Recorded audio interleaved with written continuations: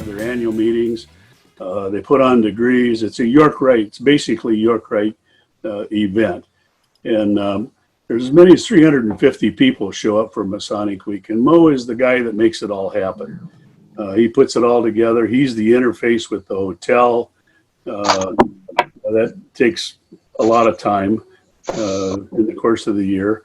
And then during Masonic Week, he's the interface between those 350 people and the 18 or so organizations and the hotel. And if you think that's not a huge job, you just don't understand how it all works. He makes it look easy, and we appreciate all the work that he's done for that. So that's how I know Moises Gomez. So, Mo? Thank you, most worshipful brother. Good evening to you all, and thank you for the wonderful introduction, Bill. I know you're a big part of A&D Week behind the scenes. So I won't let him kid you. He's a person that we tap to get stuff together, schedules, meetings, and all that organized, and budgets. So he's a big player behind the scenes as well, and makes my job a lot easy.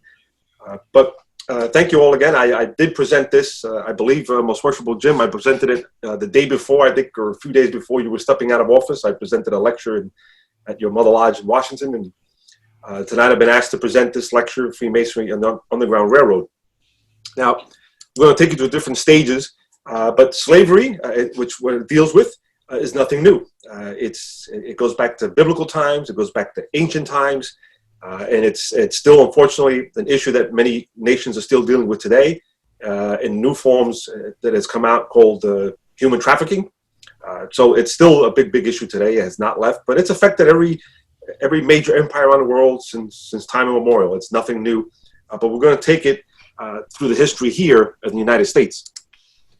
Now, the oldest known writing that deals or mentions slavery goes back to this stone monolith, which goes back to the Mesopotamia area. And when they finally deciphered and depicted all the wording on it, they broke them down into laws. And Law 15 says, if anyone take a male or female slave of the court, or a male or female slave or a freed man outside the city gates, he shall be put to death.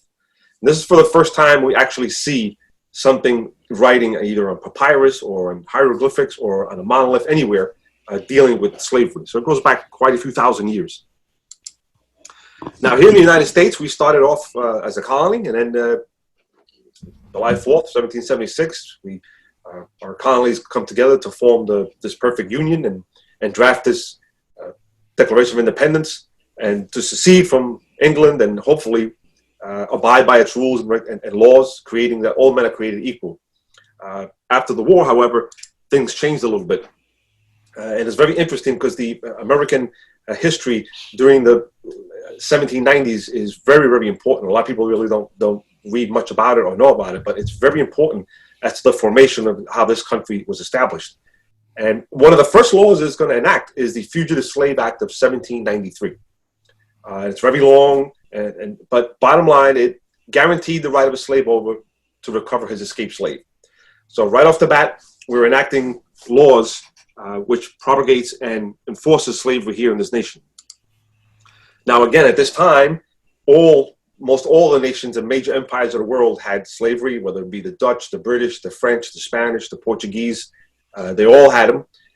But in 1807, the British Empire, or the United Kingdom, decides to abolish importation and exportation of slaves, which means they cannot import or export slave trading of the British Empire. However, if you still had slaves, you can still have them. In 1834, the British Empire abolishes slavery and servitude all throughout its empire, all over the world. In 1835, they joined with France and created a treaty where both nations now have abolished slavery throughout their colonies and empires around the world, or commonwealths.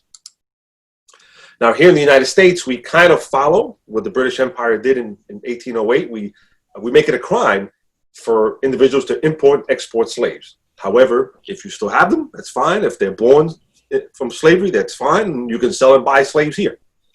Now, in 1850, it's when it really ramps up because of the Underground Railroad, because of so many slaves escaping.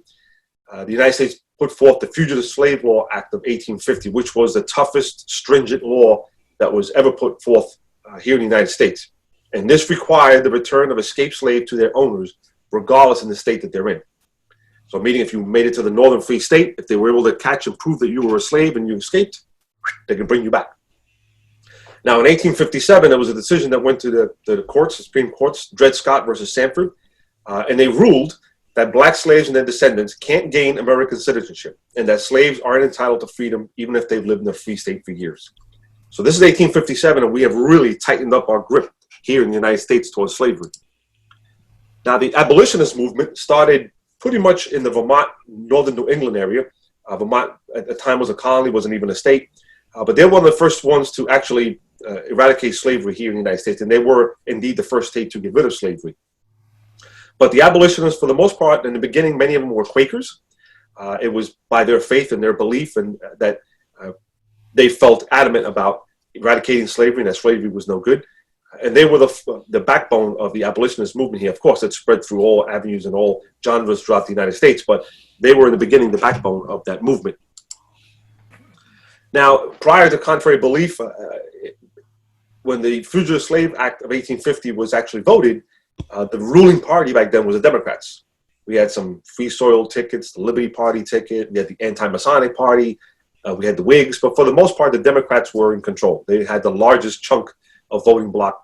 And if you see, 82% of Democrats voted for the Fugitive Slave Act. So the Democrats back in that time period were the ones that actually were for slavery. They wanted slavery, and they didn't want to eradicate or remove that from the norm or the mainstream of America.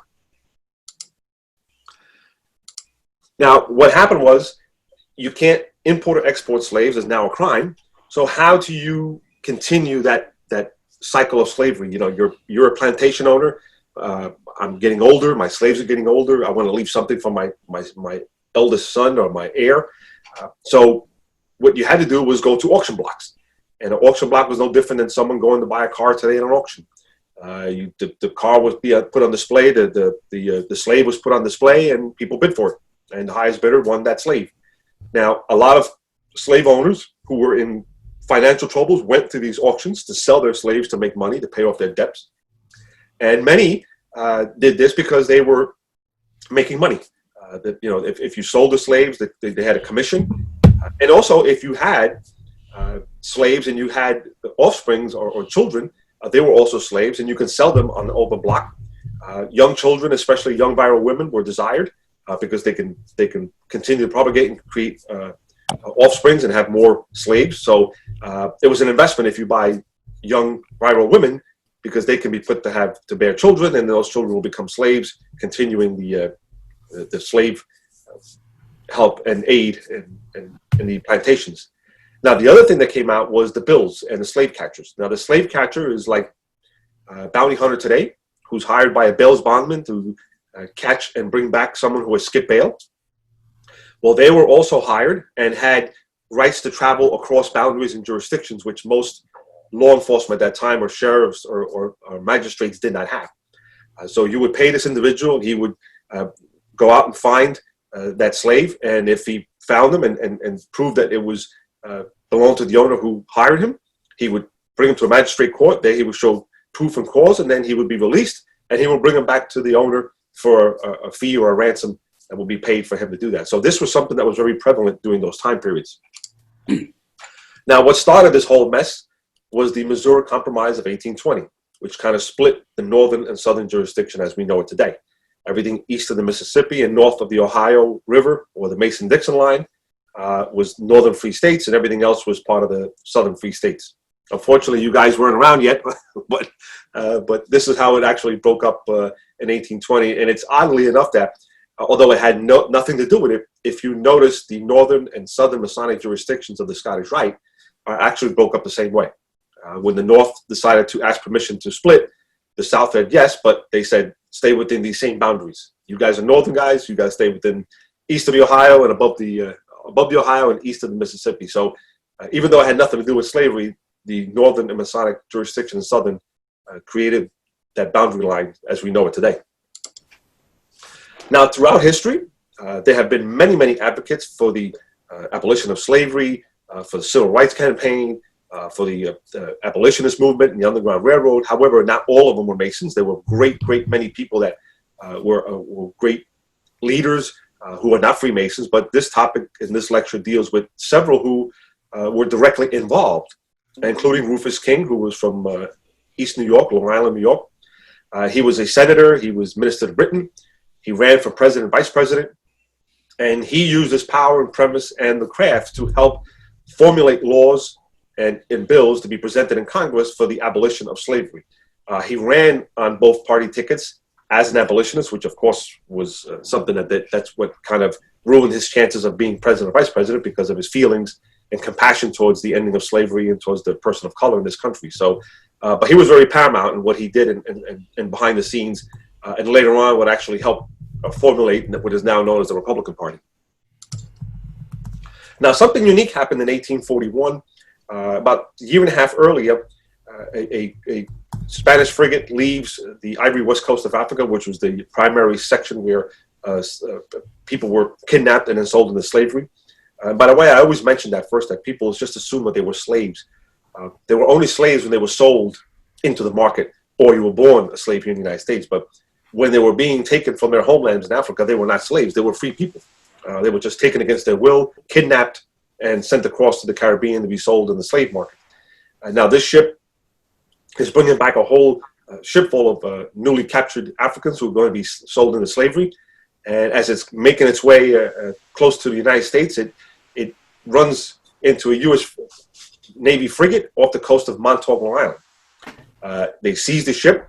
They find that the Africans had rebelled and killed everybody on the ship except the captain and the first mate. So they're brought to Connecticut to stand trial, and it becomes a bloody ordeal because every faction wants it, including Spain. Queen Isabella, who's about 15, demands that her property by the Treaty of 1795 be returned to her. The abolitionists want to fight for their freedom, for the cause.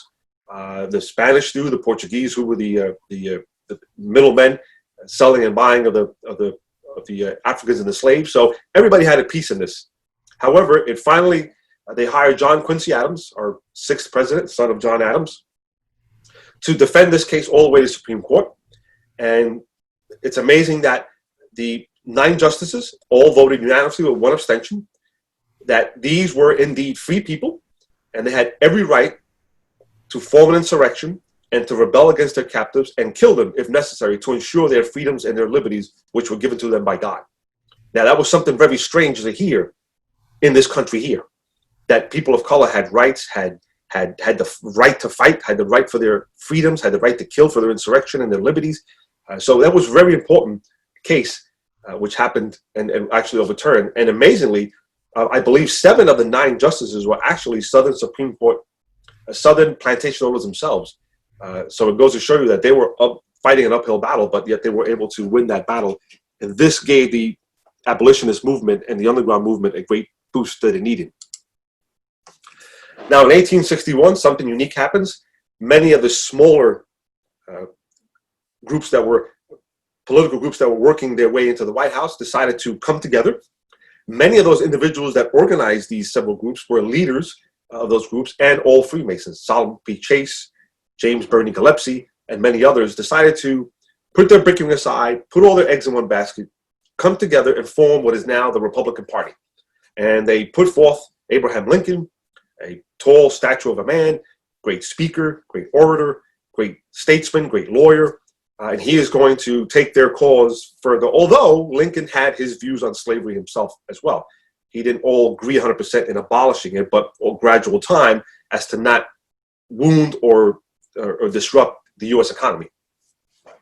But of course, everybody knows where that leads, and that leads to secession, and the South secedes from the North, and the Civil War begins, which for several years is a bloody battle between brother against brother, neighbor against neighbor, and tens of thousands die, including, I think, 13,000 in Gettysburg, or something like that. So it becomes a bloody battle, and around the time that the Emancipation Proclamation was put out in 1863, ensuring the rights and the freedoms of and ending slavery, it pretty much was at the height of the Civil War, and people were just getting fed up with it. Now, the issue we had is that Lincoln wrote this. However, he wrote this during wartime. And just like a president today has the ability to form executive decisions during wartime, all those decisions must be brought back to Congress after the war is over to be ratified if it is going to become a law. Now, Lincoln knew that the Democrats had enormous power here, and they needed to win over many minds. So many of his staff did what many presidents have done since and are still doing today. They bought and sold votes. They had a group of individuals that went out and they went and approached individuals who were kind of on the fence. They could teeter either way. And they offered them positions, they offered them jobs, and many were offered money so that they can sway the vote to make this an amendment before the war ended. Because Lincoln believed that if this was not done before the ending of the Civil War, that it most likely would never happen, or many, many years later. So this was instrumental in getting it done while the bloody battles were still going on, because of the people were just fed up with it, and they used this as a way or a tool to ending the Civil War. Now, the whole system came about in several parts. First was the 13th Amendment ending slavery in 1865. However, the 15th Amendment came about in 1870, which provided all men the right to vote. Now, I say all men because our ladies yet had not the right to vote until 1920, when the 19th Amendment came out. And that's when all American citizens born here in this country legally and of rightful age had the right to vote and for their political statements or even serve their nation. So we see it broken down in three parts. One was the right to vote, one was the ending of slavery, and the next would be the Civil Rights Act. Now, when the 13th Amendment was ratified, many, many states did not jump in right away with both feet on the ground. New Jersey, my mother's state, voted several times and rejected it. It finally passed in 1866. Texas didn't pass until 1870. Delaware, a northern state, didn't pass it until 1901. Kentucky didn't make it until 1976. And believe it or not, the last holdout was Mississippi. They did not ratify and certify it until February 7, 2013. And believe it or not, that's when it finally, if you can look at it that way, that's when Mississippi finally capitulated and said, okay, we agree the 13th Amendment is law, and we voted on it. It was certified and voted in Mississippi in 1995. However, when it was sent to Congress, it disappeared. And it only showed up in later in 2012, and then in February of 2013, it was voted. And that was the last state to officially ratify the 13th Amendment more than 160, 170 years later. And the final act was the signing of the Civil Rights Act. Now, people always ask me, why was this so important? Well, the Civil Rights Act created a level playing field for people of color in this country. So one was segregation of schools. Now you had to unsegregate the schools. If you went to a restroom, you had to have whites and coloreds. If you had a drinking fountain, it had to be the whites and colors. If you rode on a bus, you had to sit in the back of the bus. So this pretty much equalized the playing field, and which battles are still fighting up to this day. But Lyndon Baines Johnson, who was an entered apprentice Mason, never continued, but he did sign it into law. And if you see Martin Luther King in the back, he was one of the individuals that received the pen. So this was the final stage of that 150-year coalition of trying to end slavery, voting rights, and then the civil rights. Now, why I got involved in all this was when I was speaking in Cincinnati, Ohio, I came across this museum, the National Underground Railroad Freedom Center. I never heard about it, never knew it existed. It's right there in downtown Cincinnati, a beautiful museum. And when I went around, I started looking through the museum and the displays and the artifacts, and something started connecting with me. Something was subliminally telling me that the Freemasonry was here, but it wasn't yet open, and people weren't really, it wasn't explained properly, but it was there behind the scenes. And of course, I investigated later. Now, the underground movement, there's actually a brother who came to me and said that he actually believed that the underground movement was an actual underground train. And it's amazing that if you don't know your history, you're doomed to repeat it. And I specifically told him, I said, brother, I don't mean to upset you, but there was no Amtrak train that you pick up in Louisiana, Mississippi, and next stop was Newark, New Jersey, and you got off and you were free. But it was a series of off the beaten paths and trails, mostly leading from the South Midwest through up north through the Ohio River, which is one of the largest crossings of slaves into the free states. The other one was from the southeast going up through New Jersey, because New Jersey played a big hub in that movement. And then you have some arrows going down to Mexico and Florida through the Caribbean, because Benito Juarez, a Freemason in Mexico, and Toussaint Louverture led the first slave revolt in Haiti. freeing Haiti and becoming an independent nation, and was inspired by Washington and our revolution here. So many of these nations were inspired and had revolted as well and gained their independence through the help and assistance of Freemasons as their leaders, and also offered safe haven for all peoples. So this was pretty much how it was set up. And to give you an idea, you couldn't use the regular paths and roadways because slave catchers could be there at every corner waiting to pounce and grab your slave and could actually kill you. So this was usually done at night, in the cold, in the rain, and the snow, and the heat, through swamps, through muddy waters. You couldn't light any lamps or fires at night because you'd give it away. So imagine tracking over 1,000 miles, sometimes longer than that, through uncharted territory for the hopes and the dreams that you might make it to safety someday. And there, not only that, you made it to freedom, but then to start a whole new life again in a pretty much foreign territory or foreign nation as far as some of these individuals were concerned.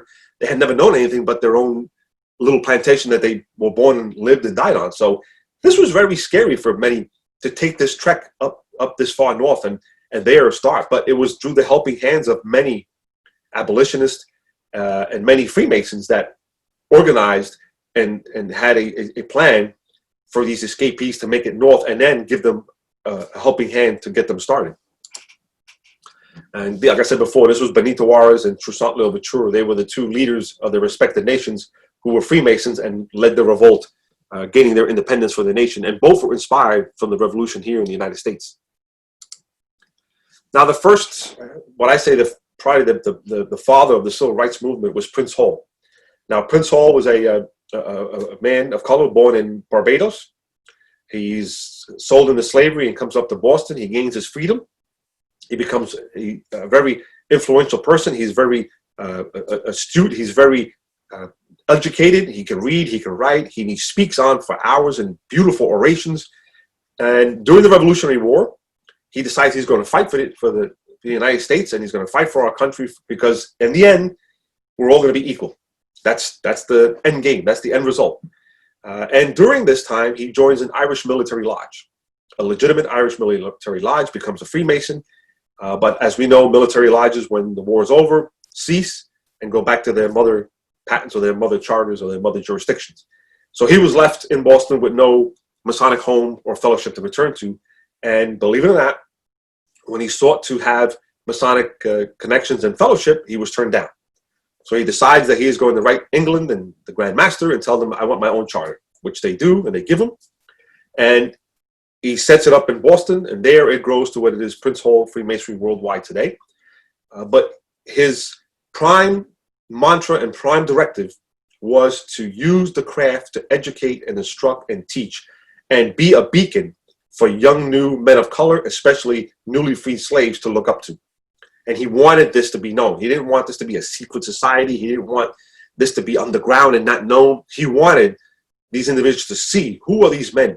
Well-dressed, well-versed, well-educated, can read, can write, own business, and yet they all meet in this room. And he wanted the craft to educate and formally use that platform to advocate for civil liberties and injustices and the abolitionist of slavery, which was his number one cause.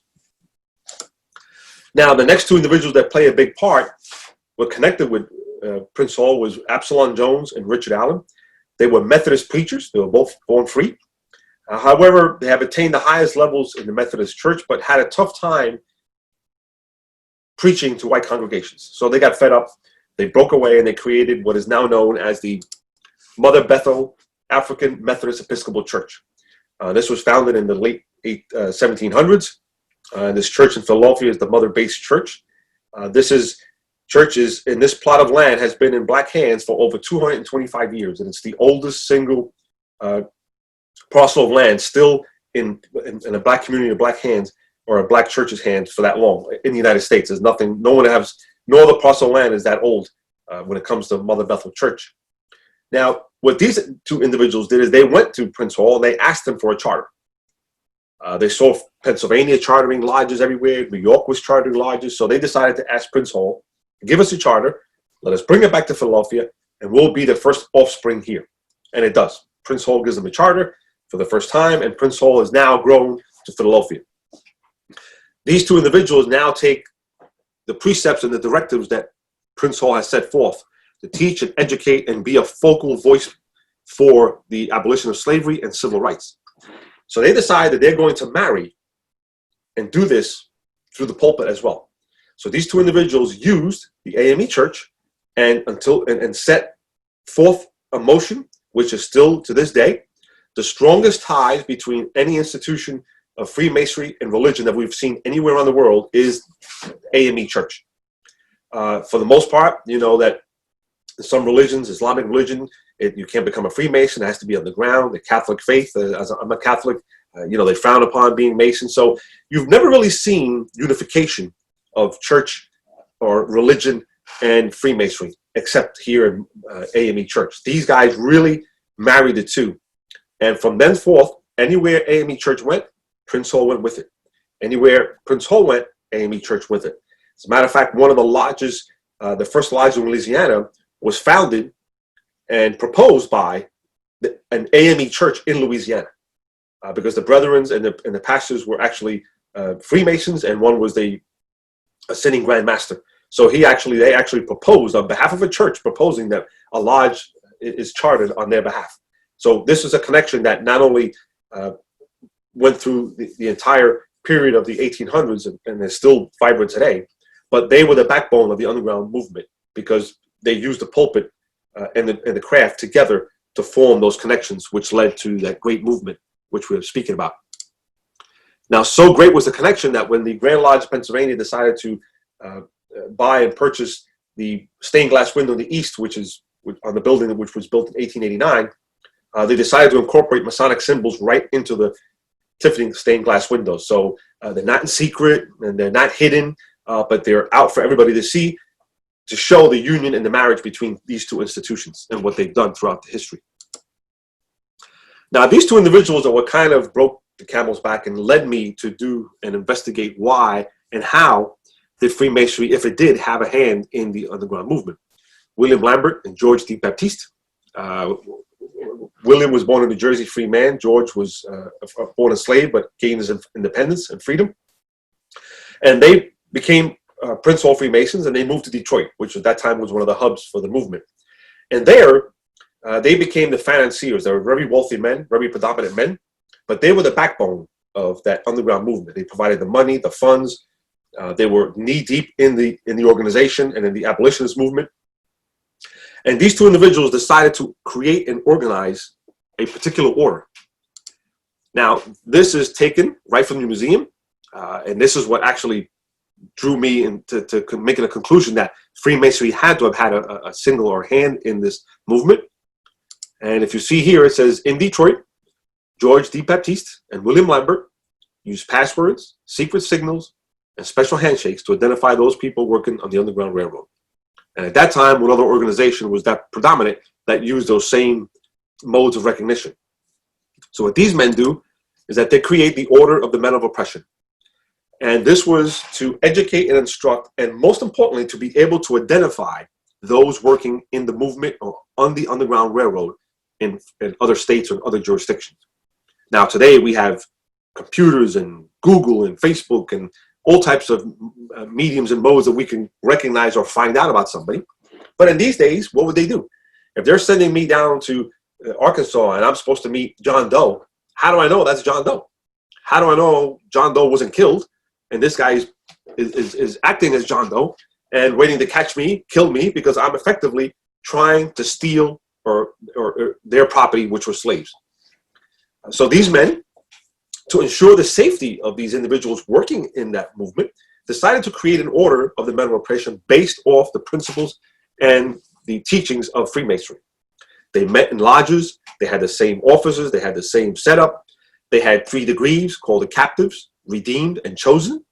The chosen degree was considered the Master Mason degree. However, there was 5 other degrees that you could attain after becoming a member or witnessing the chosen degree. And the higher up you progressed in these degrees, the more information you received and the more higher up you gradually attained in this Underground Railroad. Now, you were taught handshakes, signals, passwords. So when now you're meeting someone that you never met before, as a Freemason does today, we test that individual, we try them, and we have to prove to each other that that person is who he says he is. Nothing was written down. Everything had to be learned from mouth to ear, as in Freemasonry. So there was very little for secrets to be let out. And thousands went through this. And they had their own lectures. They had their circulated around the lodge. The individual who represented the senior deacon would speak for the candidate. And it was really long, hard degrees and allegories that were meant to instill what the hardships that slaves went through as slaves. And if you notice, he was clad in rough and rugged garments. His head was bowed. His eyes was blindfolded, and an iron chain put about his neck. So instead of using the implements of an operative mason as we do today, what they used was the instruments of slavery: chains, whips, floggings, shackles, practically naked in rags and torn up clothes. And this was done to emphasize very, very strictly on how slavery was and affected people, so that they could really feel what they had to go through. And in the height of it, thousands went through this, and many slaves were freed, and many people were found to be able to make it, identify people, and continue on their journeys safely to some extent without being kidnapped or arrested or murdered, because many abolitionists were killed in the path, because it's no different than someone walking into your house now and stealing your car. You have the right to defend yourself. And these people were defending themselves at a time when you can shoot somebody on your property and get away with it. Now, the other interesting part is where I've been getting most of my information was when FDR was creating the New Deal. And part of that, he created what's called the Federal Writers Project. And this was an organization that was sent out to, for the most part, sit down and write oral histories from those individuals who were affected themselves. Not from the children, not from the grandchildren, but they wanted to hear it directly from those individuals who were still left alive. And many of these individuals were interviewed, and oral statements were taken of their whole life. Had nothing to do with Masonry. It was just to collect information and create a database of that time period. However, going through those articles, we've been able to find several instances where Masonry has been directly involved. And here is one I just put up here. It says, Henry Webb reported that a slave told him that runaway slaves came across the Ohio River from Portland, now part of Louisville, Kentucky. Plans for the escapes were concocted in a black Masonic lodge, and the slaves crossed the river in a boat operated by those men posing as fishermen. Some of these lodges actually met on the banks of the Ohio, put the lodge in refreshment, paddled across the Ohio River, met a group of individuals or abolitionists with slaves, brought them slaves back across, and then gave them safe haven and shelter, and moved them to other Masonic lodges or other Masonic Freemasons that would continue the journey forward. There was another instance, which I didn't write down here, but we tell of a young female slave who is brought to the Ohio River, and there she's waiting for this boat to come across, a skiff, and bring her to safety and freedom. And she tells the story of how these men called Masons helped her across, and then they helped her they gave her food and shelter in this Masonic building. And it's interesting, the funny part is that she describes them, not knowing who they are, she describes these Masons as having to be either chefs or cooks or working in kitchens, because they always wore aprons to keep themselves from getting dirty. Not knowing that she was talking about the Masonic fraternity, but we see that explanation going forward, and there's many other stories that I've been able to attain from those writings. Now, one of the earliest acts to end slavery was formed in Canada, in Upper Canada, as we know it today, Ontario and Quebec. And there, John Graves Simcoe is sent over from England, and he is going to be the first Lieutenant Governor of Canada. He is sent, and he's allowed to form a parliament and form close relations with many of his closest compadres, like Washington did, and many of those individuals are Freemason. He always had abolitionist sentiments. He always had anti-slavery sentiments. And here, he finds himself with the power now. I'm the boss. I'm the man in charge. I'm going to put forth some laws here, and we're going to get rid of slavery. So on July 9th, 1793, at the second legislative session of Upper Canada, there, he decides to grabs several of his important leaders to put forth this law, and it becomes the first act ever passed by a parliament or a constitution or a governing body to eventually eradicate and end slavery. Now, the incredible thing is that the majority of those individuals that were with him were Freemasons at the time. And where does this take place? But in the Masonic Lodge, Niagara-on-the-Lake, which was founded in 1792 and is still there today. So in the Masonic Lodge, primarily by Masons, was the creation of the first act against slavery ever put forth, keeping in mind that the British Empire would not eradicate slavery or enact any such laws until 1833. So it was many, many years later, 40 years later, until the Parliament and the King of England decided to eradicate slavery, something this gentleman did 40 years earlier. Now, John Brown was a very unique individual. Him and his father were both Freemasons. They were Quakers as well. And from the day he was born, I mean, this guy was religiously against slavery. However, he believed that armed insurrection was the only way to overthrow the institution of slavery. Now, he actually created an order of the Gileads, and they were designed based off the order of Freemasonry. And this was designed to help and organize several plans that he hatched to take over certain installations and certain institutions. One of those being the famous raid on Harper's Ferry. He decides to grab several individuals, close friends of his, many of whom were Freemasons, and many who were slaves. And he is going to raid Harper's Ferry, a munitions depot in Virginia. And he is going to take it over and then use that equipment and black powder and guns and weapons to effectively go throughout Virginia, freeing the slaves and burning plantations and burning cities down to the ground if they didn't yield to his way.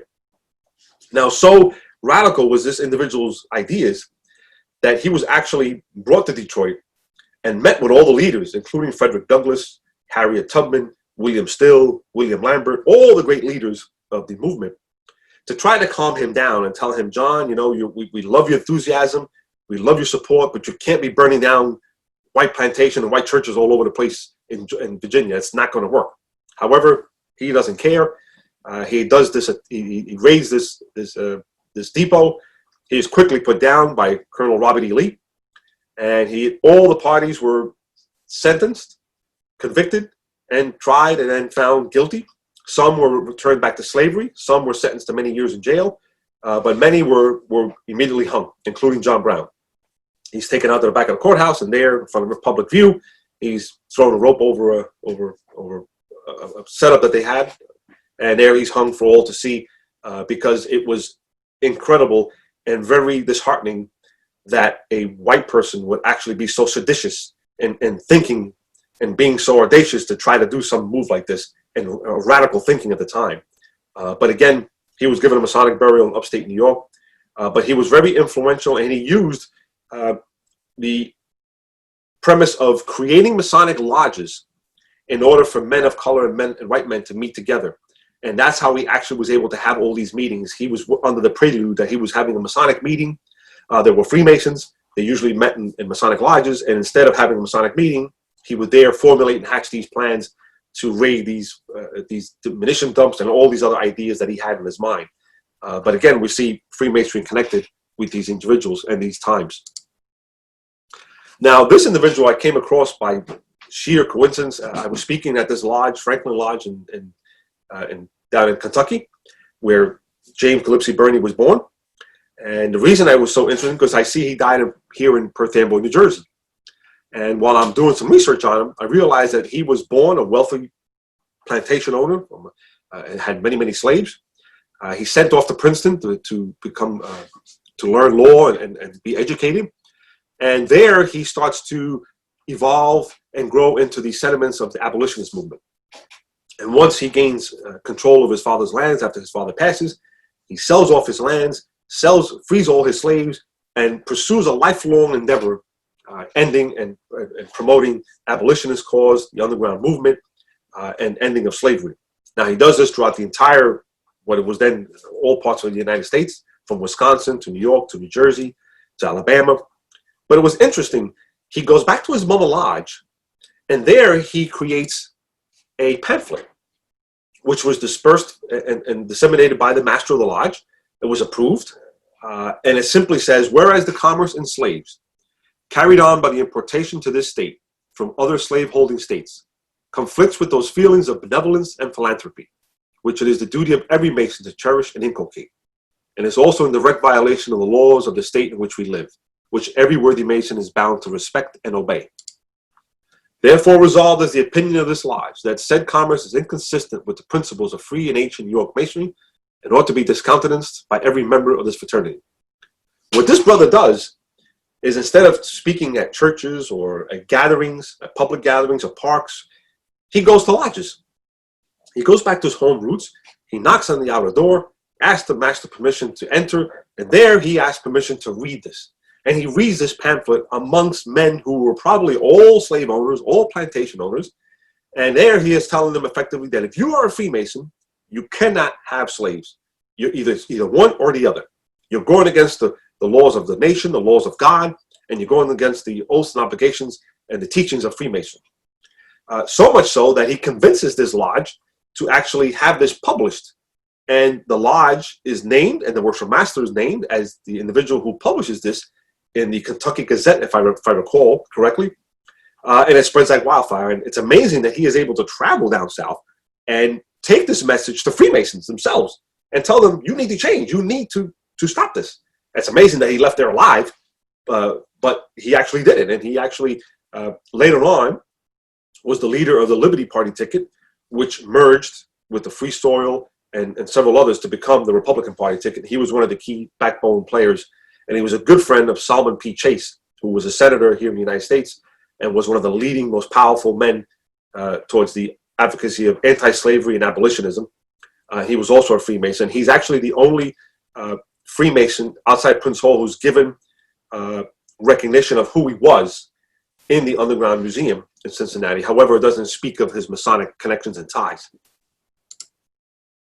Now, an interesting event happened here. As I said before, New Jersey played a pivotal role because of our proximity to Philadelphia, New York, and it was a way heading up to upstate New York and into Canada. But here in New Jersey, there was a community that was created by free slaves.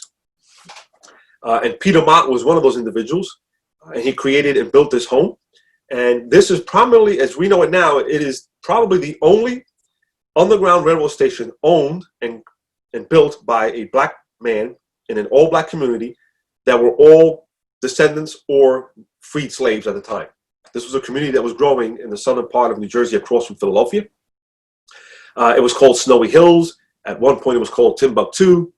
But what's interesting was that this community, many were deciding that they were going to stay and plant their roots here instead of going further for freedom. So many of the abolitionists, including William Still and Harriet Tubman, had their base of operation here. And while William Still, also a Freemason, was operating in Philadelphia, even though he was born in New Jersey, his secretary of the Philadelphia Vigilant Committee, which was the first created in the United States, was a brother Mason named Ralph Smith. And he decided that he is going to buy land very cheaply in this area and either sell it back at a very, very low nominal rate, most of the time losing money or gaining nothing of it, or giving the land to the newly freed slaves so they can have a community to grow in. Now, the AME Church infiltrated this area, Prince Hall Freemasonry infiltrated this area, and it has grown since then into what is now Lawnside, New Jersey. In the 1830s, we had a governor named Harry A. Moore, who was a very, very active Freemason. He really enjoyed participating in all types of Masonic dedications and events, especially outdoors and in public. And he was approached by several that in order to ensure and protect the heritage and the freedoms and to give these people their proper due, that this community must become a city and be incorporated. And he pushes his weight behind it. It goes through the Senate. It passes. And he creates what is now Lawnside, New Jersey, which is one of the few existing communities that were created by individuals who were freed slaves who decided to stay here and make their roots here. And to this day, this community is still a thriving community in the lower southern parts of New Jersey. Now, Medgar Evers is the father of the modern civil rights. He started many, many years before Martin Luther King. He was a very predominant Freemason, a member of the Prince Hall Grand Lodge in Mississippi. He was also the secretary of the NAACP in Mississippi and chose to have his office in the Grand Lodge building of Jackson, Mississippi. But however, I put this up there because Freemasonry is a wonderful, perfect institution that sometimes is controlled or run by imperfect individuals. Now, on June 2nd, 1963, as Medgar Evers was leaving his offices and arriving in his driveway home in Jackson, Mississippi, he gets out of the car, and across the street is this individual named Byron D. LeBeckwith. And he's got a high-powered rifle, and he shoots him in the back several times in front of his 3 children and his wife, and dies in the driveway in 1963.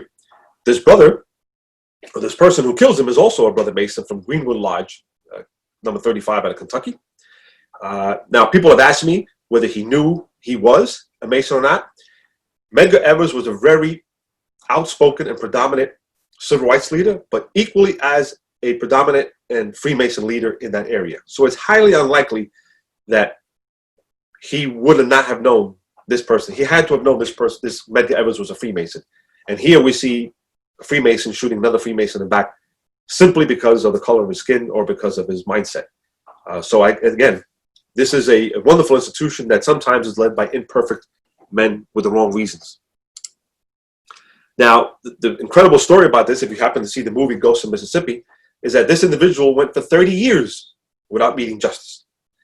So as we're now dealing with all this civil unrest here in the United States again, just an idea of how boisterous this man was. He wrote a book. In that book, he explains what he did. He went to trial twice. He swore at many gatherings and meetings. He always talked about what he did because he swore that no jury in Mississippi would convict a white man for killing a black man in those times. And it wasn't until 1993 when he was brought back to justice and extradited back to Mississippi. And there he was finally found guilty 30 years later of committing the crime of killing Medgar Evers, and he was sentenced to life in prison where he died in prison. Now, brethren, the time is right to always do right. And I leave this message up here because it's very important to discuss this part. And this is one that I really enjoy doing. I leave a slide up here because the time is always right to do what is right. If you see something wrong or see a crime being committed and you do nothing about it, you're just as guilty as the person committing that crime or that wrong. Unfortunately, wrongs occur even within our hallowed halls of our temples as well. Now, brethren, I'm a historian by nature, and by virtue of my position as grand historian, this is what I enjoy and like doing. But I've never had a clear reason or path as to why I was doing the lectures, and that was my ultimate goal. We each have a path we seek.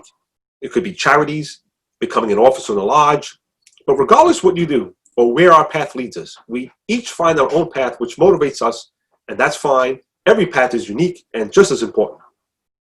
I believe that sometimes Freemasons get caught up in titles and pomp and circumstance, spaghetti dinners and pancake breakfasts, and we forget or lose sight of the real core values of who we are and what we stand for. When you remove all the profane world and superfluities of life, all that is left behind is a clear example of our core values. Do good unto all and make sure that you are a voice for those who don't have a voice. I believe the craft evolved into a society and fraternity that cares for that purpose. Now, I didn't have a path, and although I enjoyed presenting lectures around the world, I never quite realized what my end goal was or what I was eventually would lead to my path until I gave this lecture some time ago in a state, in a lodge that remained nameless. I was asked to do this lecture. There was an individual who was a good friend of mine, a brother, and I've done my 9/11 lecture there many times in that state. And I said, sure, I'd love to go back and do my 9/11 lecture. And he said, no, we want you to do your Underground Railroad lecture. And then I went silent for a while. And then he said, you still there? I said, yeah. He said, I said, well, you understand that I may not leave your state alive if I do this lecture. I said, you understand what I'm doing here? This is a very touchy subject. He goes, yes, but the time is right to do what is right. I believe that Masons across the states are changing and the times are changing. And I believe it's our time to stand up. I said, fine. I go down, I do my lecture. It's done. It's open to the public. And to my amazement, it was well received. And I'm looking at the corner of my eye and I see this huge, huge Paul Bunyan looking man coming at me. Dungarees, dirty muddy boots, and his no t-shirt, and his hair is coming out of his chest. And he's running towards me. I'm saying to myself, uh-oh, this is it. They're going to take me, bring me out to the back bury me, I'll never see Moses again. And he hugs me, gives me a kiss on the cheek with tears in his eyes. And he tells me, my brother, shame on me, because I have seen evil and bigotry and racists in my lodge against good men who could have been great Masons, but weren't allowed to become because of the color of their skin or because they preached or professed a different faith, creed, or color. When that brother came to me and whispered those words in my ear, I had to walk away because I was literally teared up. At that moment, I realized I had found my path. I had found my direction, not just within the craft, but in life as well. Changing the hearts and minds of many, even the one, by the power of education and enlightenment, is very important. Brethren, we as Freemasons should hold ourselves to a higher standard and strive to live up to the tenets of our craft. Changing the hearts and minds of many, or even the one, by the power of education and enlightenment is paramount. Brethren, I know I can't change the world, but if I can change one person, then I've done my duty for humanity and I've done my duty as a Freemason. I have then fulfilled my destiny. Wherever I go, whatever I do, my resounding theme and goal, this is what I now preach to everybody and everywhere I speak, Masons and non-Masons alike. As Freemasons, we must always strive to do what is right because it takes courage to change people's hearts. To do what is right and be that voice, that spark, that advocacy for those who cannot speak for themselves. When we look back at all these individuals from time immemorial, all the way down to the present day, these Freemasons that we discussed and many more, who were willing to give up their way of life, their fortunes, their families, for the benefit of others, at great peril and loss to themselves and to those around them. Yet they were willing to do so because they fought and believed in something bigger than themselves, and they realized that this was for the greater good of all mankind.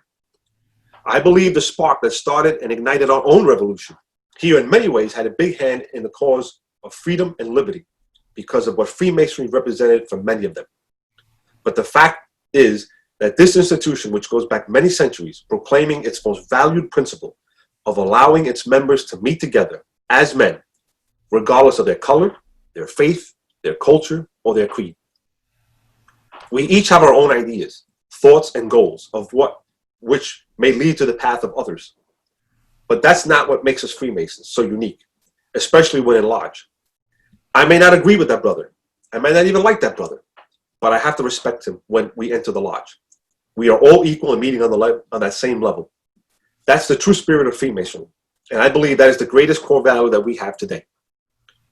Here in New Jersey, at the closing charge, the worshipful master will say, "Do good unto all, especially those of the household of faith.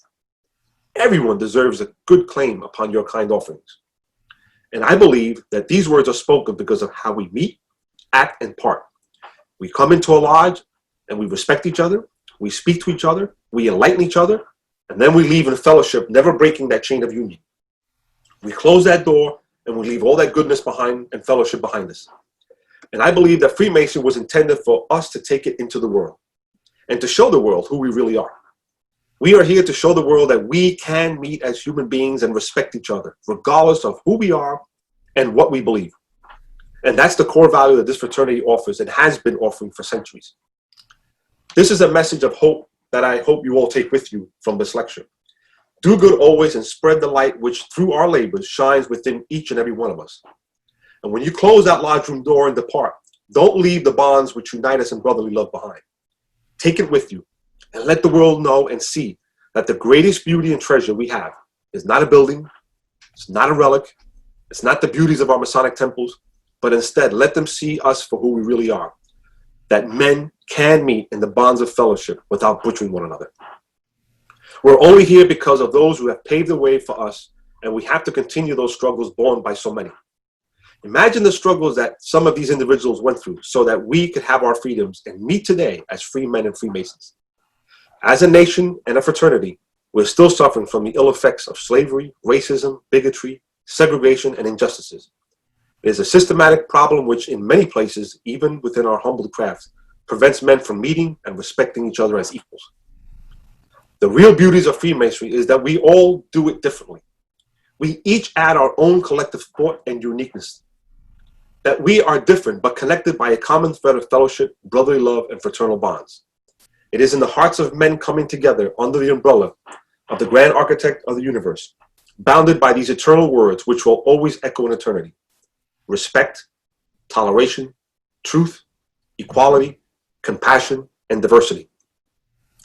Brethren, Freemasonry is a way of life. It chooses us, and in return, we choose a path which leads to character, righteousness, and truth. Freemasonry is not a substitute for a person's choice or chosen faith, but rather supplements faith, spirituality, life, and the living.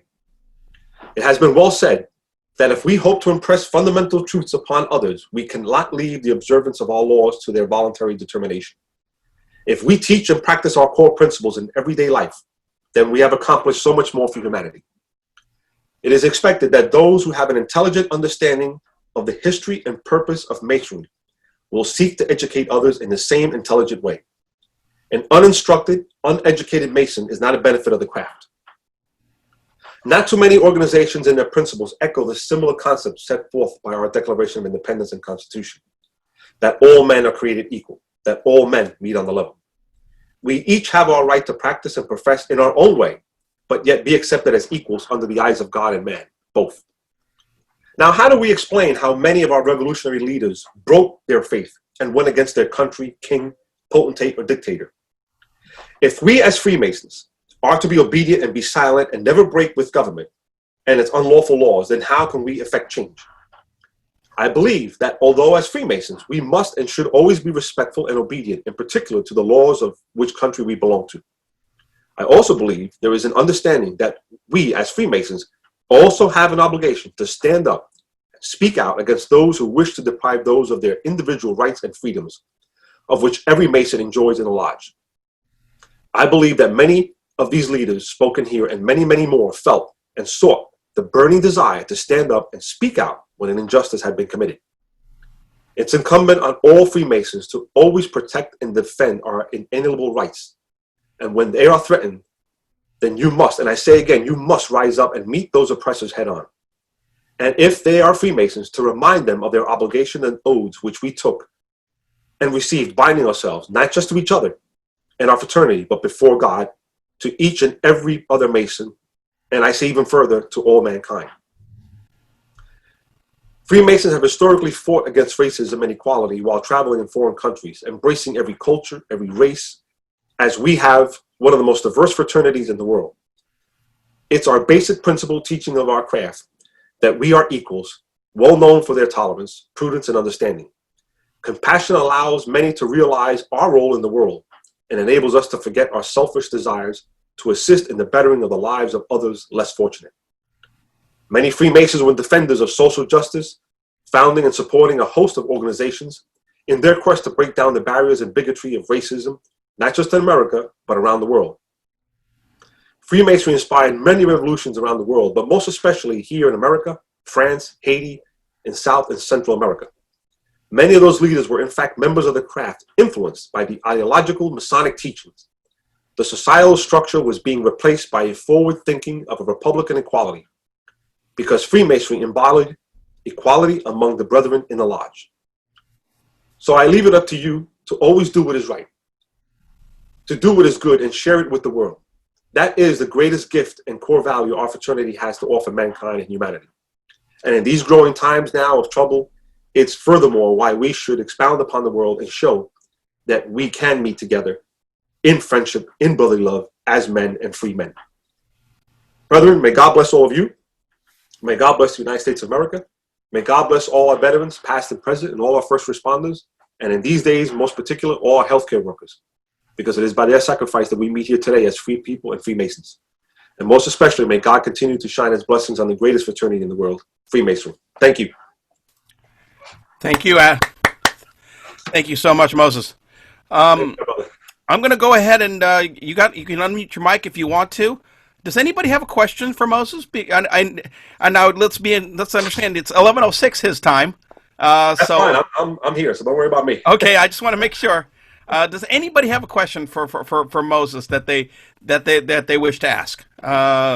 Just unmute your mic and Rob, go ahead. Rob Thompson, go ahead and unmute your mic and go ahead and ask. Brother Moses, I just had a quick question. I noticed that I can't remember his name right now.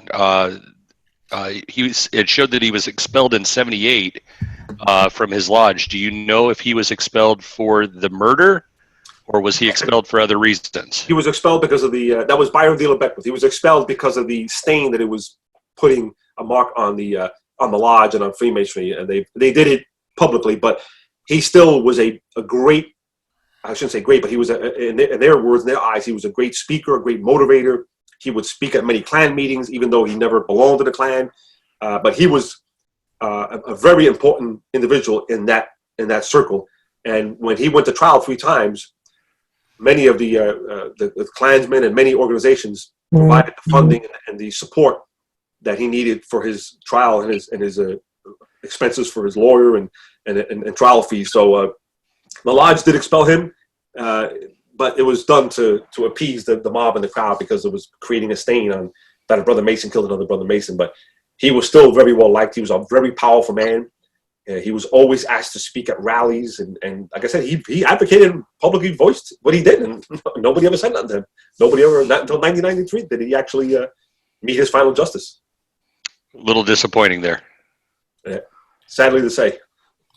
And by the way, Thank if you look in the chats, you're going to see some links that David Colbeth David Colbeth provided. One for the Ghost of Mississippi, which deals with the De La Beckwith trial, and also a link to Amistad, which also dealt with the early slave trade. So by all means, I encourage you to check those out as well. Anybody else have any questions for Moses? I just want to I'm going to scan the thing, see if anybody has their hand up or anything. Anything. The two movies that I mentioned was The Ghost of Mississippi and the movie Armistead, and they're on Netflix. They're everywhere. They're very easily accessible, and they each tell the story of those two situations. One in the 1841, the other one in 1993, as it happened. So it kind of tells you the background history of that as well, as to who he was, what he did. Doesn't mention anything about Freemasonry in any of the movies at all, but it does tell a good in-depth story of how both situations occurred. Mm-hmm. I believe there's a brother. Yes, Nick Franz. If you Jim, is our brother Moises, is there a possibility that your the PowerPoint could be sent to Jim and he could maybe send that out to us? I actually recorded the presentation. Yeah, so that seems even better. I mean, it's easier because it's so long that I'll have to zip it. It won't allow me to email due to the restrictions of 25 megabytes. But if you record it, that's even better. So you can, by all means, show it and present it. And if anybody else ever wants me anywhere in that area to present it, I also have my other new one, which I just debuted about a week ago, which was Freemasonry and the Civil Rights. Mm-hmm. And deals how Freemasonry specifically had a huge hand publicly and not behind the scenes, but out in the front in the open during the 40s, 50s, and 60s civil rights era as well, how Freemasonry was at the forefront and actually did some incredible things, which I had never known about. But it's amazing to see throughout history how Freemasonry has been a part behind the scenes, including that talk also mentions how Freemasons in South Africa helped end apartheid. They actually, the Prince Hall Freemasons actually canceled sent back their charter and joined the Grand Lodge of South Africa, which was an all-white lodge. And because of the laws of apartheid, you could not meet as men of color, white men. You were not allowed to leave. It was against the law. White men could be easily charged and with a crime as well. So it was strictly banned. And this happened in the early 70s during the heart of apartheid.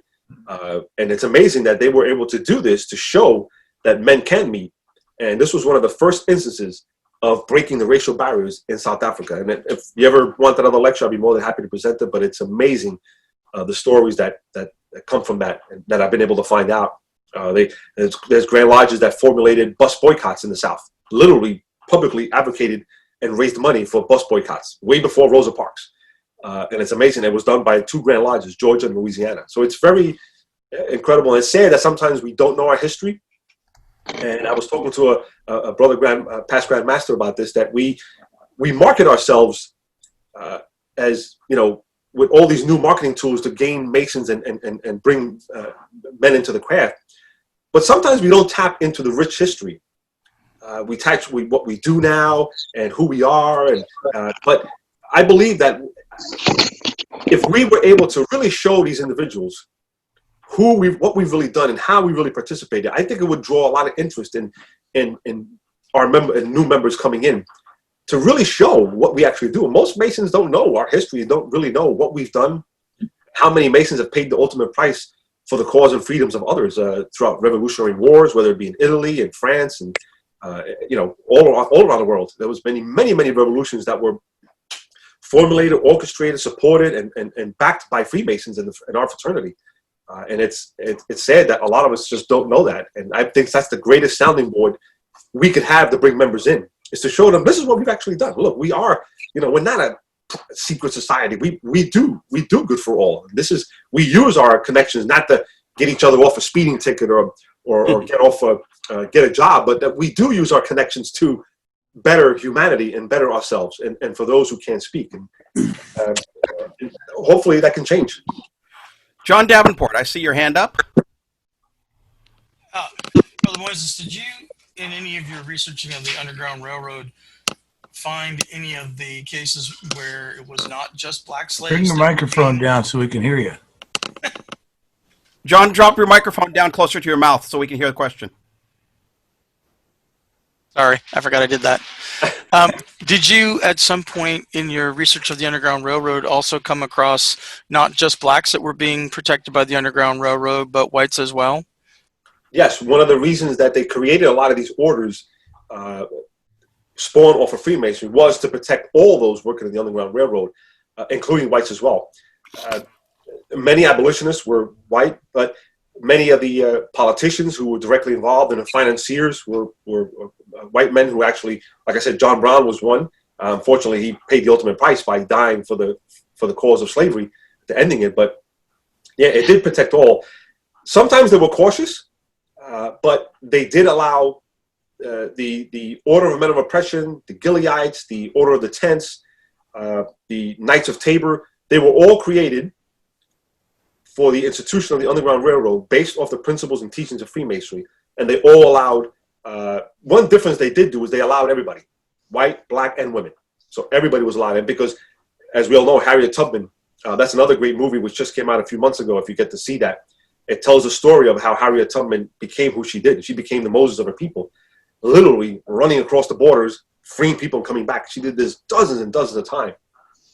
So she was also part of these orders and these organizations that were helping her keep her freedom, but it helped everybody. Anybody who was for the cause and was well respected and was well identified, it protected everybody. It was not just for Prince Hall or Black Freemasons, but it was for everybody who was involved. And there were many were involved. Okay, let's see. I just want to see if anybody else has I want to see if anyone else has their hand up. Oh, Don Downing. Yes. I have a little comment, not necessarily a question. I was born and raised in central Ohio, and several houses in the neighborhood were considered as part of the Underground Railroad route. And being from Ohio, we had a large contingent of people that joined the Union Army during the Civil War. I had 4 ancestors. One was shot at Gettysburg on the first day of the war. Another one disappeared at Chancellorsville.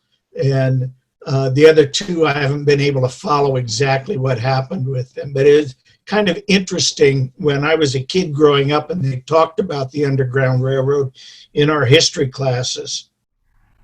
It's very unique. Ohio, Illinois, and Indiana proved to be the primary escape route, because the Ohio River spanned Kentucky, and that Ohio River spanned those 3 states. So those 3 states were very influential, in particular Ohio, the most.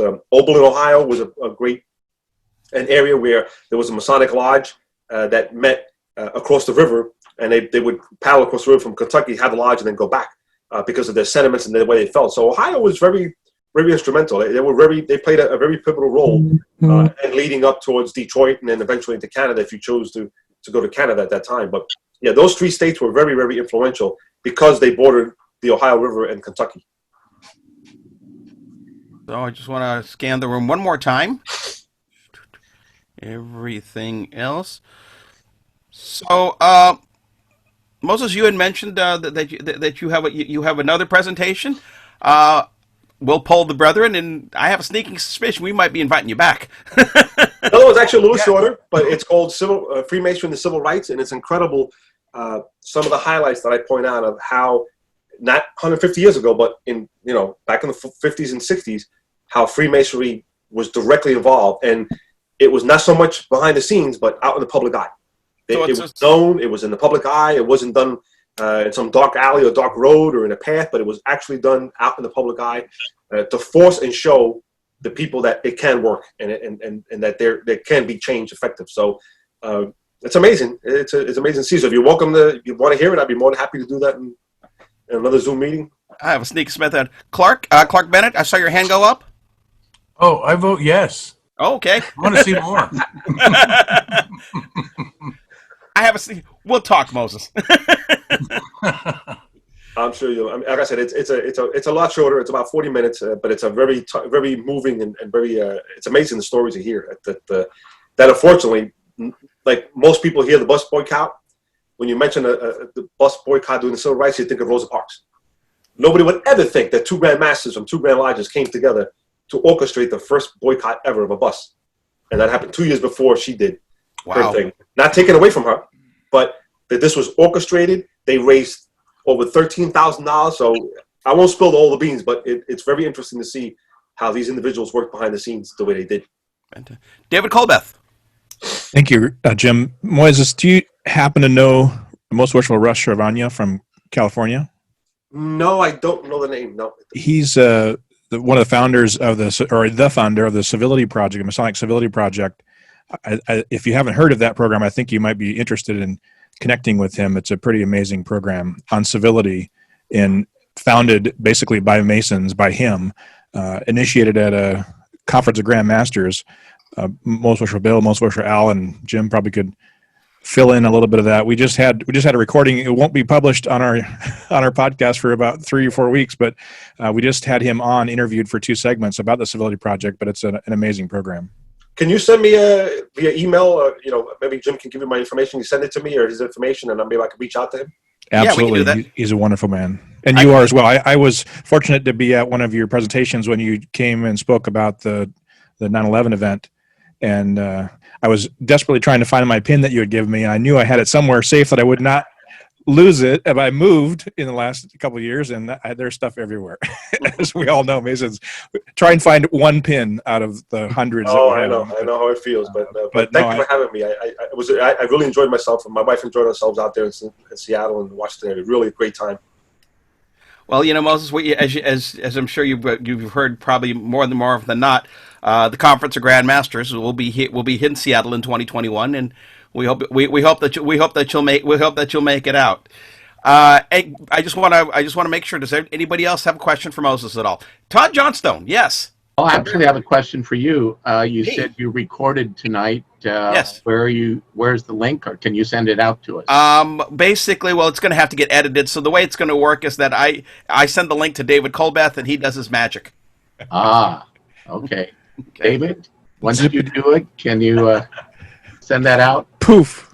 Thank you. By the time all is said and done, it's probably going to be about 407 megs. So not a small file to work with. No. Well, Jim, I do plan on attending next year. Matter of fact, there's 3 of us from New Jersey that are attending. We're all presenting there as well. Oh, fantastic. We're going to Right Worshipful Mohammed Yatim, which Bill Miller, I'm sure, is aware. He's the Deputy Grand Master of AMD. And Yasal Khatib, who's the Superintendent of AMD in Pennsylvania East. We're going to present programs that are being run for the Scottish Rite in New Jersey now, and they want us to present it there. And if everything goes right, I'll be speaking and presenting for the Mount Vernon Society, where George and Martha are buried at their home there when they died. They're trying to raise monies. It's about $1.5 million they need to restore and redo the tomb of George and Martha Washington. We do ceremonies there every year. We do, you can actually lay a wreath at his tomb. But it needs a lot of restoration. And this is a nationwide event, but they have tapped one of the individuals that works there is a good friend of mine. He's a brother Mason from a lodge in DC.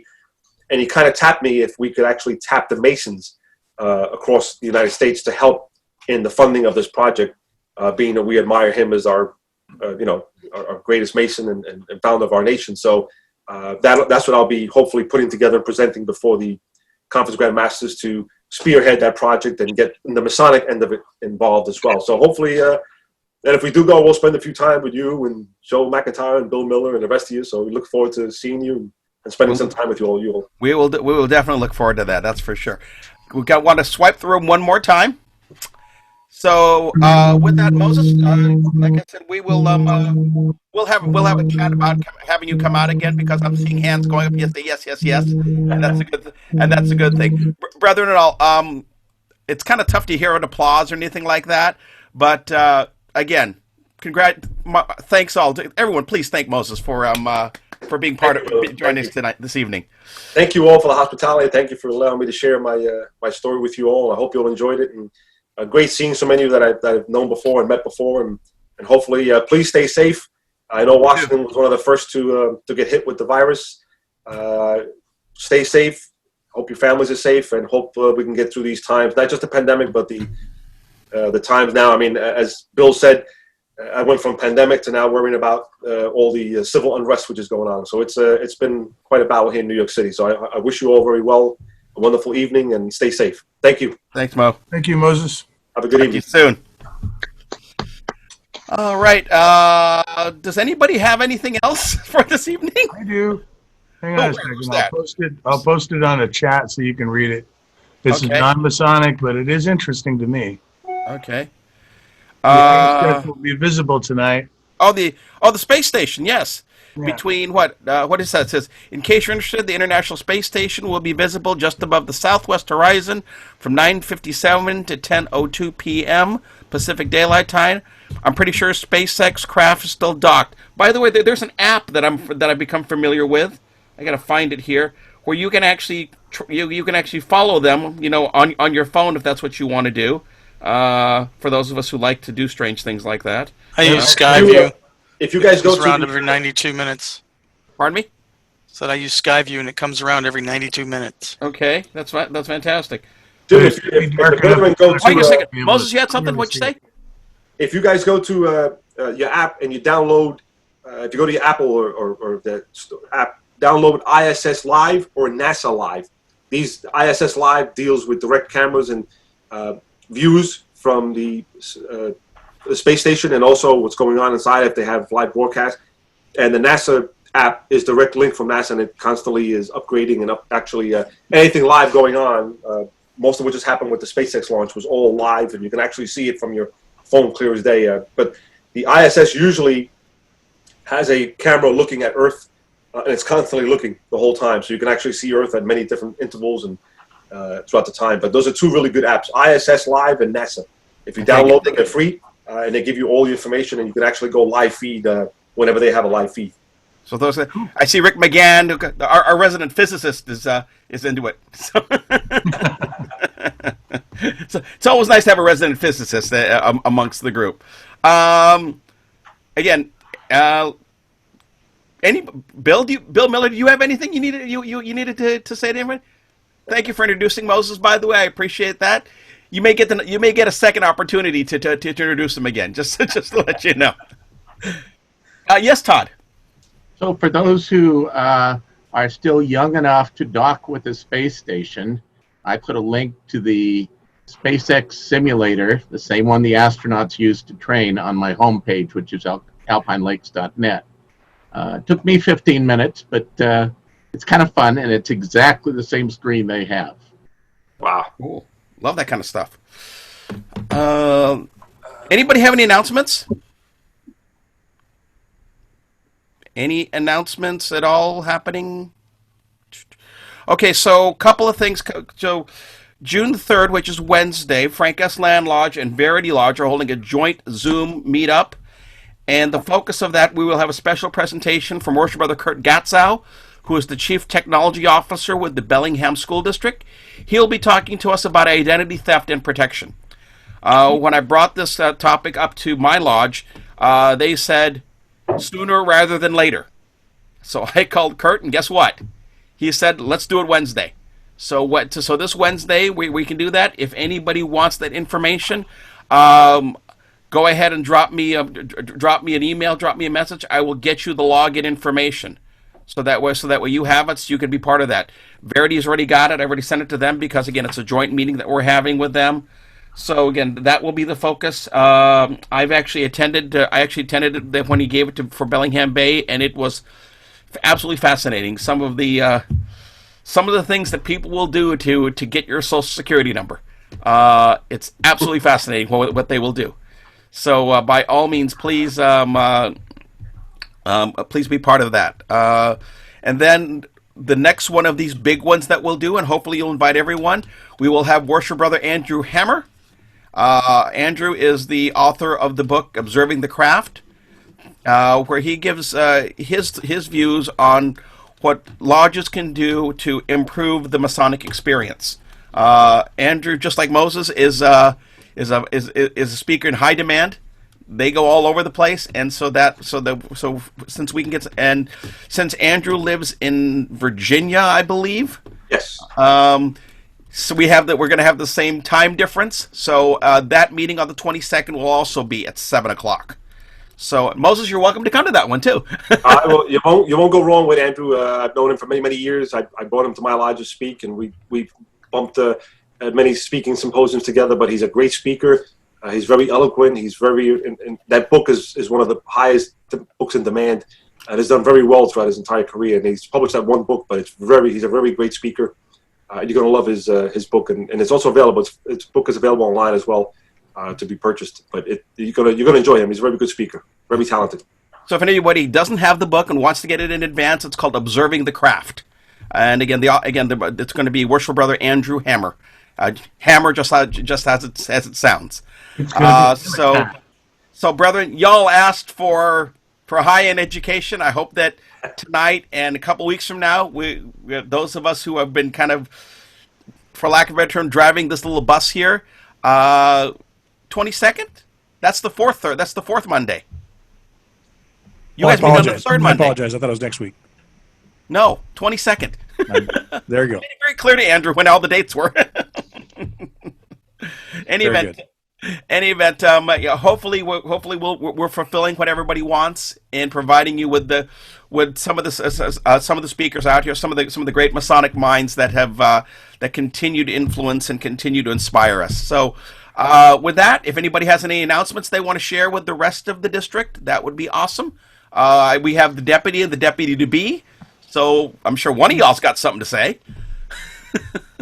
I'm just very glad to see everybody meeting here, and it was a very interesting presentation tonight. Hopefully I'll get a chance to attend more of these. I'll show you. It's pretty cool. Lots of fun. So, very worshipful to be. Do you have anything? Actually, I'm just so enthralled with this wonderful lecture that we just received on the Underground Railroad and Prince Hall Lodge. Is really incredible. I really don't have anything at the moment until we finish with Grand Lodge, our virtual Grand Lodge coming up. And I think if Very Worshipful Todd should mention anything about that he may need to take care of. I did at the beginning of this, but I will remind everybody that there are 14 people who can vote in District 13. There are 9 Worshipful Masters, 3 past Grand Masters, and 1 appointed Grand Historian.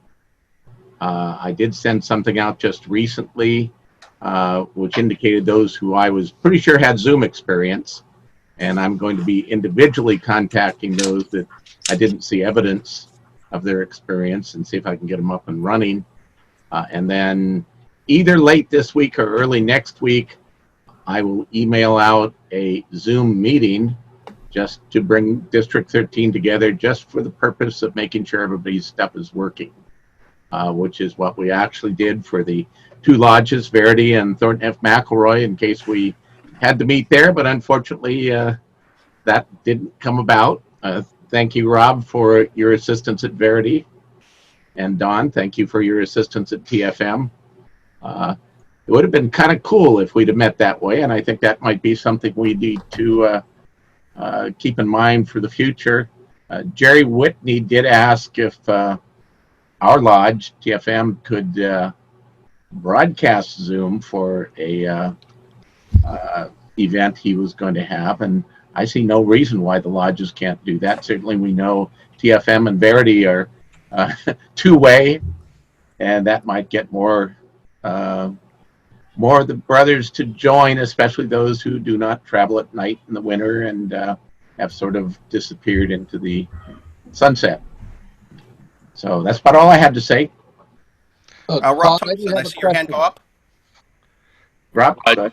Yeah, it's kind of apropos that this was the education for tonight. My father-in-law, Jerry Fugic, is the liaison with Prince Hall here in Washington for the March for Unity. Obviously, that got canceled due to COVID, and he has reached out to me to let all of our brothers from both Frank S. Land and Verity, and I told him District 13 all together. I think this year is probably more important than any other year that we show our support for that. And as soon as we get a new date for the March for Unity for both Prince Hall and Grand Lodge, I think it would be great for all of us to make that a priority on our calendars. Understood, absolutely. Brother, may I ask what that is? That March for what does that entail? What's the purpose behind that? It is for the last, at least 15 years. I think it started maybe even a little bit before that. It started off as a joint Easter egg hunt that was put on between Olympia Lodge and the Prince Hall Masons. And from there, it morphed into a March for Unity where the Prince Hall Masons and Masons across Washington get together and they march in Olympia, which is our state capital, to show that we're all together. It's a public event, and it's fairly well attended. And unfortunately, this year it didn't take place because we all couldn't get together and do anything because of COVID. So I just think that this year, maybe even more than any other year, it's important that we show that we're all together. So people that are interested in that, it's not a hard march. It's about a 3 or 4 block march. Yep. And it usually seems like it's on the hottest and most humid day of the year for whatever reason. But, and the grand photographer does it walking backwards. yes, I do. Thank you for sharing that. I didn't know about that. That's really wonderful that you guys are doing that. It's really impressive. And then they have a lunch afterwards. I like it. I think it's cool. I guess I'd like to add one thing. That started very much the same time as we finally recognized Prince Hall in the state of Washington and jointly put the monument on Grandmaster Upton's grave in someplace. I've been there, but I don't remember exactly where it's located. Walla Walla, I believe. Walla Walla? Yeah. Now, for those who know about Grandmaster Upton and the trouble we got into when we recognized Prince Hall in the 1800s, and promptly a lot of the other lodges unrecognized us, in the Library Museum, which is below the Grand Lodge in Pierce County, we have all of the letters sent unrecognizing us at that time, and some of them are very amusing to read, including the one that's on display from, I believe it was New York, except we've tactfully covered up which Grand Lodge it came from. So very interesting. If you haven't had a chance to go to the Washington Masonic Library and Museum, it's a good place to go. Nick Franz, you had your hand up. Then I see Dan Moss. So Nick. Well, it was my understanding that Todd was saying something about wanting to send out on Zoom or share on Zoom the Grand Lodge festivities. It's my understanding that that's not going to be able to happen, unless I misunderstood what Todd was talking about. What I've just done is sent out the latest message from the Grand Master to all worshipful masters and secretaries. But it will be an annual communications, but it will be done on Zoom.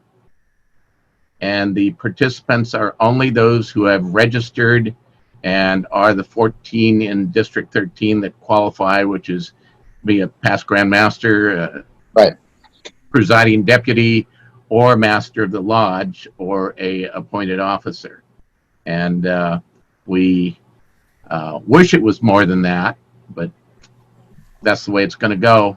And I was offering earlier to train anyone who was not Zoom qualified yet, take some of the load off of those at Grand Lodge who are going to have to be out training people. Should be interesting to get 100 and some lodges together on Zoom at the same time and on time. That should be amusing. Yeah, that was my question. Okay. Thank you. Dan Moss. Going back to Grandmaster Upton, when I was the curator in a museum, going through the letters there, I found a letter from the Grand Secretary of New York to Grandmaster Upton, and in it, portion of the letter said, "You should be put to bed, spanked, and put to bed without dinner." Now, roughly, when was this Grandmaster Upton? When was he Grandmaster? 1800s. Bill, do you remember exactly when he was? About 1898. He wasn't actually a Mason when Upton was around. Dan Moss wasn't a Mason under Upton? And Bill wasn't either. Yeah, well, I knew that. Todd, you talked about the letters. Yeah. We actually went through the process in 89-90 when I was Grand Master of deciding what we should do about Prince Albert. And at the Grand Lodge in 1990, that was when we actually recognized him. But one of the letters are in the proceedings, 1898, 1899. And I went through and read all of those. And there's one from a Grand Lodge of Germany. It was one of several at the time. It doesn't exist anymore. But it was one of the very best letters about that topic that I read. And I actually had that reproduced and distributed to everybody. It's worth reading because the guy really knows what he's talking about. Was this in Upton's annual communications? Was what? Where the letters were published? Well, no, this was after we recognized them. Okay. And then the world responded. And mostly they disagreed with what we had done. But this particular Grand Lodge supported what we had done. And this letter is written by the Grand Master of that Grand Lodge. And he really makes the point that ought to be made with respect to that. So it's a great letter. Bill, I'd love to see that letter. If you still have a copy or if you have it in a form, you can send it. I'd love to read it and see more. I'm going to look up more of that history concerning that, because I think Connecticut was the first state to actually recognize Prince Hall officially in a document in 1980. But what was... Well, no, actually we were in 1898. Yeah, Washington. But then we had to rescind that.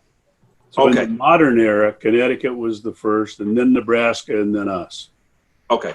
That's what I was going to say. What actually happened in 1898? So you officially recognized it, but it had to be taken back. Right. This was Grandmaster Upton, and I believe he was a judge. Yeah, he was. Yeah. He was. An amazing story about the man. He actually said that there will be no Masonic reference on his grave until Black Masons and White Masons can shake hands over my grave.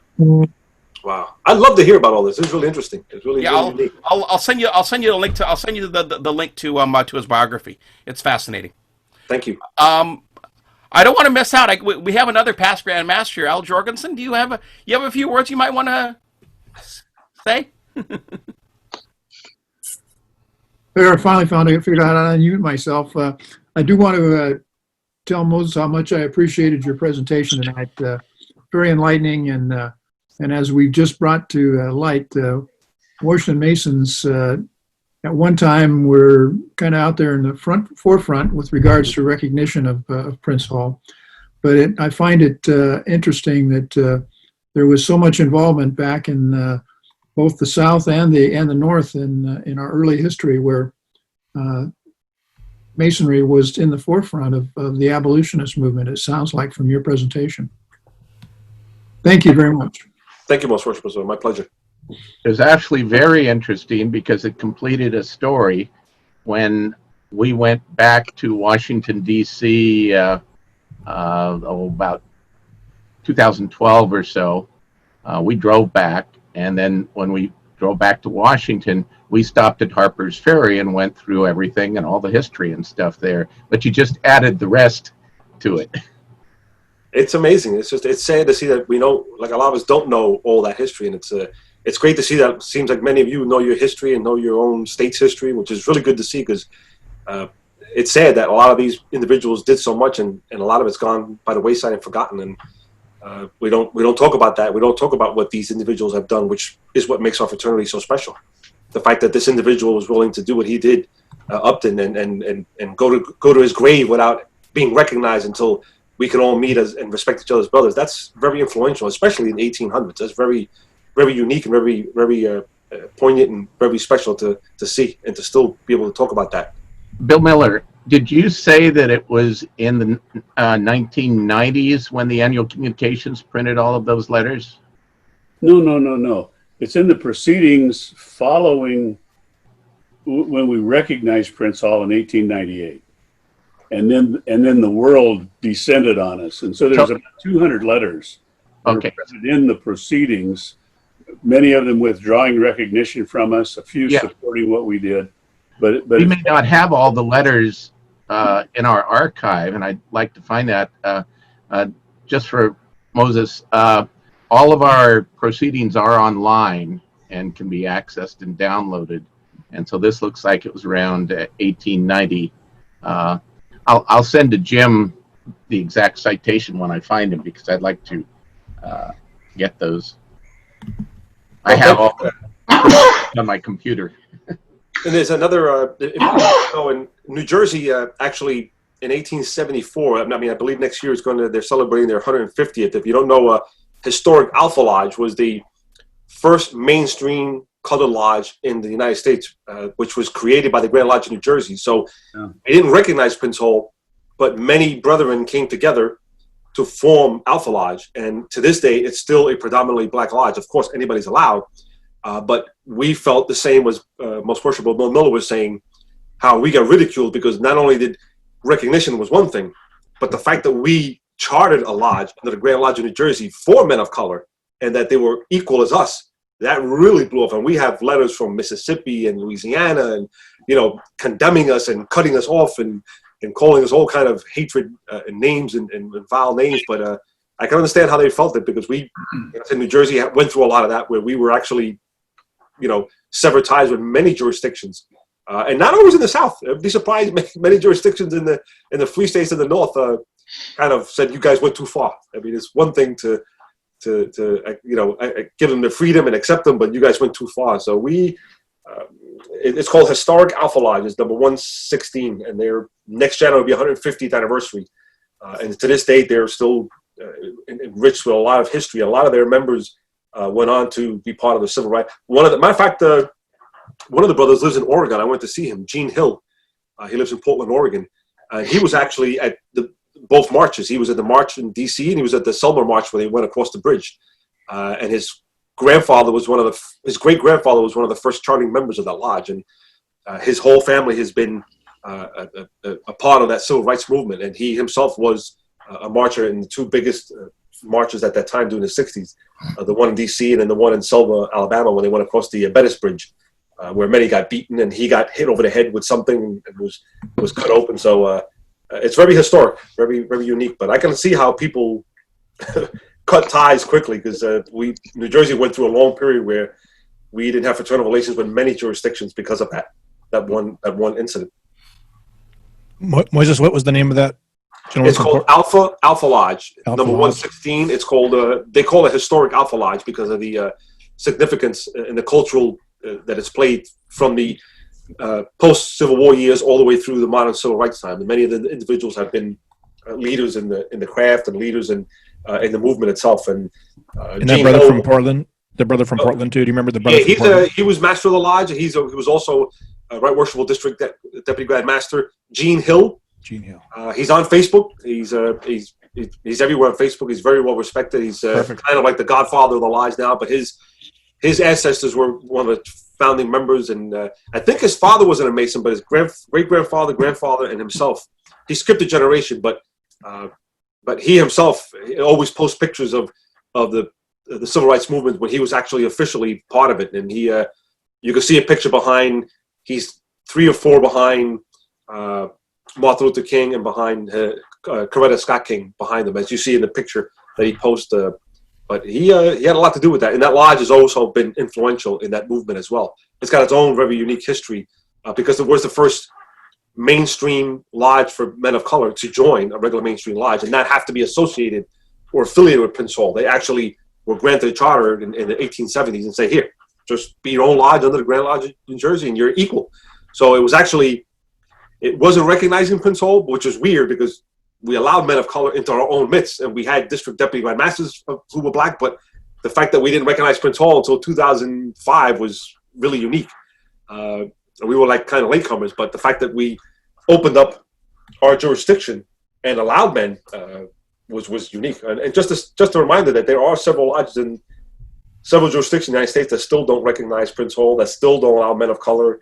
There's still a lot of issues, so it's still troubling times. So it's not. I've spoken in many places where I had to tread lightly and be cautious what you said because it's very touchy situation. Yeah, I think there's still about 6 lodges, maybe. I haven't looked for quite a while, but about 6 Grand Lodges that have not yet recognized Prince Hall. Yep. Alabama was one that had recognition 2 or 3 years ago. Florida each Grand Lodge voted to begin negotiations and talks last year, and they're moving forward. But there's still Georgia, Mississippi, Louisiana, Arkansas, Tennessee, and West Virginia, I believe, that still don't have recognition. And in some of those jurisdictions will allow men of color into their regular mainstream. So like Georgia does, but they just don't recognize Prince Hall. And another issue is that a lot of people realize that Prince Hall sometimes puts up the red flag. And they're the ones that actually are the ones that are stopping recognition or full integration. Here in New Jersey, yeah, that's a good point. When and I will defend when defending is needed. Here in New Jersey, when we signed the accord in 2005, many of our brethren flocked to become dual members, and they were coming back to their grand secretary saying, "Hey, they won't allow us to become members," and we can't not see their Master Mason degree. And although we signed full recognition, they're the ones that implemented these 2 restrictions. You cannot see our Master Mason degree.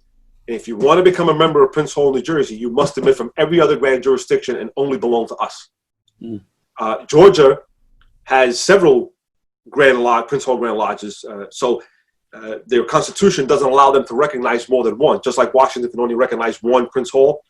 Well, because the Prince Halls themselves can't come together and unite because of their long history, it forbids and bans Georgia from recognizing it. But there are states that do recognize and accept men of color into the lodges. But it's a growing time. Anyone else have anything, or anybody have any announcements at all? David.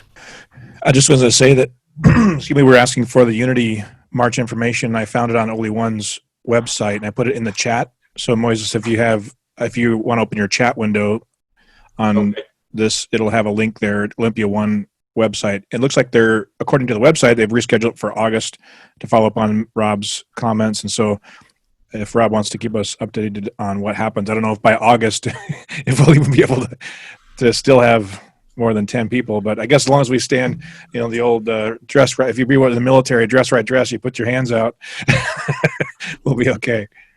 I don't know if the streets are wide enough for that. Well, we can spill over for sure. What the problem is going to be, though, the church service after the march, because as you know, that room is kind of full and kind of hot. Kind of hot, especially in August. They're actually talking about doing an outdoor service. Oh, that would be nice. That would be nice because it gets hot in that church. I mean, really hot. It's an older church, and so there's no air conditioning. So if they do it outside, I hope they don't do it close to the lunch, because every time they have lunch, the wasps swarm in there. Oh, yeah, that's always fun. Yeah. One more pass through. Just gonna scan, make sure that Jerry Murphy, are you holding something up there? Hang on just a second. Let me unmute you. Actually, go ahead and unmute yourself. Okay. What are you holding up there? a scarf of the Boy Scout troop that down in Panama that I was the scoutmaster for, and it was sponsored by Prince Hall Affiliate, Lodge number 174, Prince Hall Affiliate down there in the Canal Zone, and they were very, very active with youth groups and in Masonry itself down there in Panama, and that was 1980, 81. Nice. So yeah, we were talking about the Prince Hall affiliates and that, and so I had to go get the scarf. Okay. One more pass through. Anybody else? Again, last call for announcements. Because we're now pushing midnight here for Moses. I honestly, I figured you'd be done. I figured you'd be done after Q&A. I'm glad you stuck around. I enjoy it. So, quick straw poll. I hate to do it with him here. Quick straw poll. We good for me to ask him to come back? Absolutely. Yeah. Oh, that looks good, Moses. That looks good. All right, Jim. We'll talk further this week, and we'll set some dates available, and we'll get it. Absolutely, we'll make that happen, sir. Okay, with that, I'm not, as you know, is my standard practice. I don't end the call. I let the call end organically. So y'all just do what you want to do. But Moses, thank you for joining us. We look forward to having you back, brethren, and all. I hope, like I said, I hope that we're providing you with what you're asking for, and we'll continue. And unless you tell us otherwise, we'll keep bringing brethren like Moses and Andrew Hammer and. There's one other that I'm working on. I just want to give you a heads up on it. We're still trying to tighten it up. But there's a brother who's a member of King Hiram Lodge in Provincetown, Rhode Island. He's going to give us he's putting together a presentation on the history of his lodge jewels. Now, lodge jewels on their surface are no big deal, right? But these lodge jewels only make an appearance once a year, and that's an installation, because they were handcrafted by a silversmith of the day. Some of you may know him, Paul Revere.